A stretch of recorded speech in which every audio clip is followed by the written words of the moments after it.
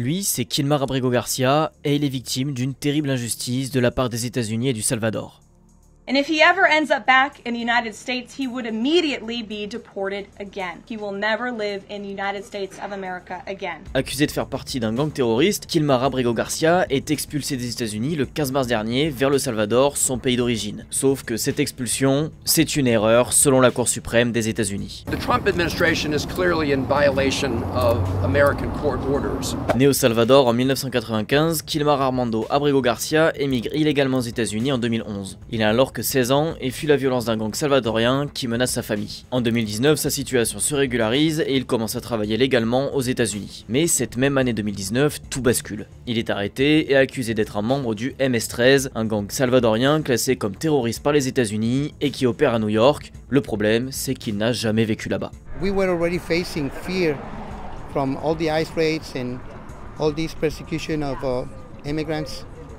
Especially the Latino community. Libéré dans l'attente d'une décision de justice, il se marie à une américaine et même s'il reste sous la surveillance de l'ICE, l'agence de contrôle des frontières américaine, Kilmar Abrego Garcia commence à mener une vie paisible et à fonder une famille. Jusqu'au 12 mars 2025, alors qu'il rentre d'un magasin où il cherchait du travail, Kilmar Abrego Garcia est arrêté par l'ICE. Les agents lui signalent que ses statuts d'immigration ont changé et 3 jours plus tard, il est déporté au Salvador avec 200 autres personnes où il est emprisonné dans le centre de confinement terroriste et ce, alors que la justice ne l'a reconnu coupable d'aucun crime, que ce soit aux États-Unis ou au Salvador. That I find myself pleading with the Trump administration and the Bukele administration to stop playing political games with the life of Kilmar. Cette expulsion, c'est le résultat d'un accord passé entre Donald Trump et le président du Salvador, Nayib Bukele.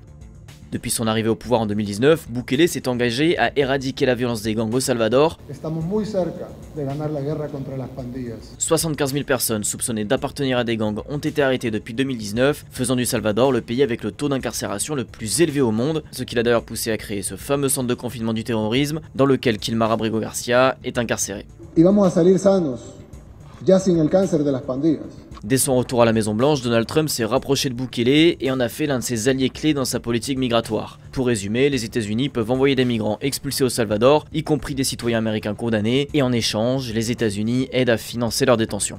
C'est donc dans le cadre de cet accord que Kilmar Abrego Garcia a été renvoyé dans son pays d'origine. Sauf que le 10 avril, la Cour suprême des États-Unis a jugé que la déportation de Kilmar Abrego Garcia était illégale, et elle a exigé que l'administration Trump mette tout en œuvre pour faciliter son retour aux États-Unis. Mais face à l'inaction de Washington, Chris Van Hollen, le sénateur du Maryland dans lequel vivait Kilmar Abrego Garcia avant d'être expulsé, s'est rendu au Salvador pour tenter d'obtenir sa libération. I'm asking President Bukele, under his authority as president of El Salvador, to do the right thing and allow Mr. Abrego Garcia to walk out of a prison, a man who's charged with no crime, convicted of no crime, and who was illegally abducted from the United States. Mais que ça soit du côté de la Maison Blanche ou de Nayib Bukele, il est pour le moment hors de question de le libérer. J'espère que vous ne suggérez pas que je fasse entrer clandestinement un terroriste aux États-Unis. Je ne vais évidemment pas le faire, la question est absurde. Kilmar, if you can hear me, stay strong. God hasn't forgotten about you. Our children are asking, when would you come home? And I pray for the day I tell them the time and date that you'll return.